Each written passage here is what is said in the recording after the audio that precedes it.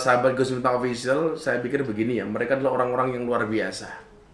Dan sekaligus ini ada pesan, ada message yang kita terima bahwa dokter saja bisa mati tuh.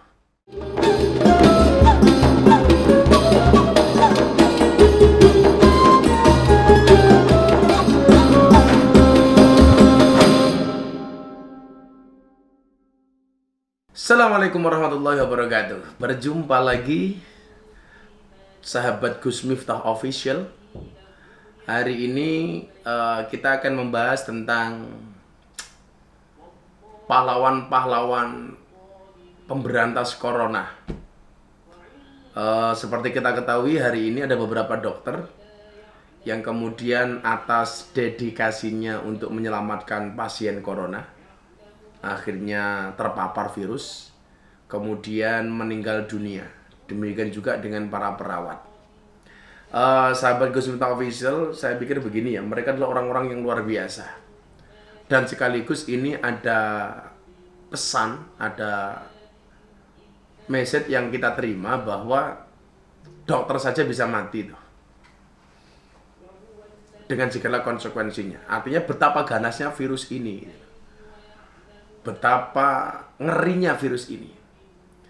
Dan ternyata yang diminta oleh pemerintah kan cuma satu, ya kita sementara berdiam diri di rumah, wukuf di rumah, nggak usah kemana-mana dulu, itu saja, nggak lebih gitu loh. Coba bandingkan dengan para dokter, para perawat yang harus menjaminkan kesehatannya, nyawanya untuk merawat pasien. Dan ini sangat resiko tinggi. Bagaimana kita kemudian membantu mereka? Saya pikir caranya gampang, dengan tidak nambah pasien ke rumah sakit. Kita membantu para dokter dan para perawat dengan cara tidak menyusahkan mereka. Bagaimana cara tidak menyusahkan mereka? Ya nggak usah nambahi pasien yang harus dirawat. Dan hari ini salah satu caranya itu ya berdiam diri di rumah. Karena orang yang terpapar dan yang tidak itu nggak ada bedanya, terutama mereka yang punya imun dan antibodi yang bagus. Dan ini sangat potensi untuk menularkan kepada orang lain. Makanya saya tadi melihat beberapa video di Amerika dibubarkan kerumunan massa, di Malaysia ditembaki dengan kembang api dalam rangka lockdown ini, di Italia di sliding tackle seperti Gattuso gitu. Karena memang sangat berbahayanya virus ini. Maka satu, dalam hal ini saya ingin mengapresiasi kinerja pemerintah, para dokter, para perawat, dan juga kemarin kita lihat TNI ANU dalam waktu sekian jam, 24 jam mampu menerbangkan alat-alat itu dari Cina masuk ke Indonesia. Itu saja masih ada yang suudon. Jangan-jangan yang dibawa masuk juga penyakitnya. Cina kan begini. Ya sudahlah, di musim kayak gini kita mau jangan rasis lah.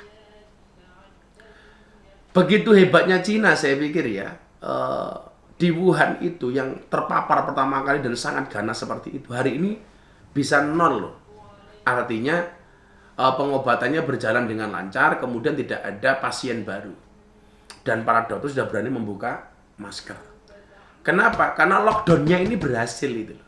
Sementara kita sebenarnya bukan lockdown ya, tapi darurat nasional. Dan yang diminta oleh pemerintah cuma satu, berdiam diri di rumah. Kenapa tidak kita lakukan? Jadwal saya sekian, jadwal pengajian yang berpotensi mendatangkan ribuan orang, pada akhirnya saya cancel. Karena saya melihat ketika saya datang, itu akan lebih banyak madorotnya. Contohnya jamaah tabligh yang ada di Malaysia. Jangan kemudian Anda bertanya sama saya, ala Gus Miftah, sakjane wedi corona apa takut sama Allah? Ini selalu saya katakan, ini kalimat yang saya sampaikan apa? Kalimatul haq yuridu biha batil. Kelihatannya kalimat ini benar tapi ini batil itu. Ini batil. Ya saya tetap takut dengan Allah. Benar corona ini makhluknya Allah. Benar. Kalau Anda mengatakan takut corona apa takut Allah? Coba saya mau tanya. Harimau itu makhluknya Allah apa bukan? Makhluknya Allah. Kalau Anda ditaruh di kandang Anda bersama harimau. Anda mau mengatakan, oh enggak apa-apa, harimau makhluknya Allah. Ya Anda bisa dimakan sama harimau. Anda ditaruh kandangnya buaya, oh enggak masalah, buaya atau makhluknya Allah. Ya Anda bisa dikeletak sama buaya itu. Yang pertama itu, saya pengen mengapresiasi kerja pemerintah yang saat ini ya saya pikir baguslah dengan segala usahanya, ikhtiarnya, dengan segala elemen.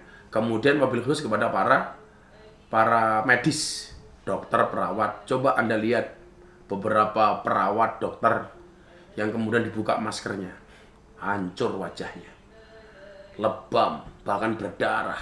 Demi apa coba? Demi penyembuhan. Mereka bertaruh nyawanya untuk pasien dan perawat.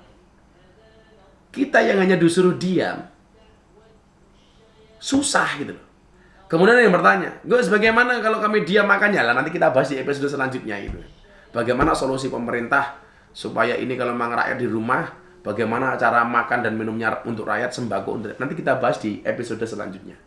Tapi ya paling enggak hari ini satu hal yang perlu kita lakukan adalah wasta'inu bis-sabri was-shalah. Jadikanlah sabar dan sholat sebagai penolongmu. Ya mau gimana lagi wong kondisi seperti ini. Kalau kita perang melawan Belanda, melawan dulu penjajahan, melawan company, sekutu, ini kelihatan itu. Ini musuh kita hari ini nggak kelihatan. Virus yang sama sekali tidak kelihatan. Walaupun kita nggak boleh terlalu panik, nggak boleh stres. Karena saya khawatir nanti kalau Anda terlalu stres, Anda matinya bukan karena corona, tapi karena stres. Karena panik. Tapi yang perlu kita pahami, tenaga medis kita terbatas. Alat-alatnya juga terbatas. Ini menjadi rahasia umum. Lah, cara membantu mereka apa? Kalau memang kita tidak punya uang untuk membantu mereka, tidak ada tenaga untuk membantu mereka, cara membantu yang paling efektif adalah dengan tidak nambah tidak menambah pasien ke dalam rumah sakit. Saya ngeri ya kalau baca artikel. Begitu Anda terpapar COVID-19, apa istilahnya?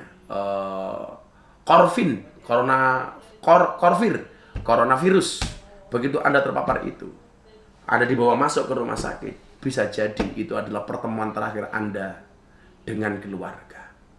Kenapa? Karena bisa jadi begitu Anda masuk di sana, kemudian Allah berkehendak mencabut nyawa Anda. Dan hari ini orang mau menguburkan saja takut, mau memandikan jenazahnya takut. Apalagi mau menghadiri pemakamannya itu. Artinya begitu kita ada yang kena, ini bisa jadi menjadi saat-saat terakhir kita ketemu dengan keluarga kita. Walaupun kembali nyawa itu urusan Allah. Tapi hendaknya kita sebagai orang yang berpikir, berikhtiar secara maksimal, mendukung program pemerintah untuk tetap stay di rumah. Sampai dengan batas waktu yang dianggap nyaman. Gitu. Jadi, saya pikir saya angkat topi, terima kasih kepada para medis, kepada para dokter, kepada para perawat, dan pihak-pihak terkait yang hari ini mencurahkan tenaganya, bahkan mengorbankan waktunya, bahkan bertaruh nyawanya untuk memberikan kesembuhan kepada pasien-pasien corona. Kita berdoa, semoga Allah menjaga para dokter, menjaga para perawat, Allah mengangkat penyakit para pasien, dan Allah menjauhkan kita yang belum terpapar dari virus corona ini. Karena ini penanganannya adalah harus harus menyeluruh. Baik yang sakit maupun yang belum sakit. Maka kita hanya bisa berdoa kepada Allah. Semoga berdoalah kepada Tuhannya corona. Semoga Allah segera menghilangkan corona. Jangan sampai gara-gara corona kita kehilangan Tuhan. Saya ulangi, berdoalah kepada Tuhannya corona supaya corona segera dihilangkan. Jangan gara-gara corona kita kehilangan Tuhan. Terima kasih. Subhanakallahumma wa bihamdika asyhadu an la ilaha illa anta astaghfiruka wa atubu ilaik. Walhamdulillahirabbil alamin. Assalamualaikum warahmatullahi wabarakatuh.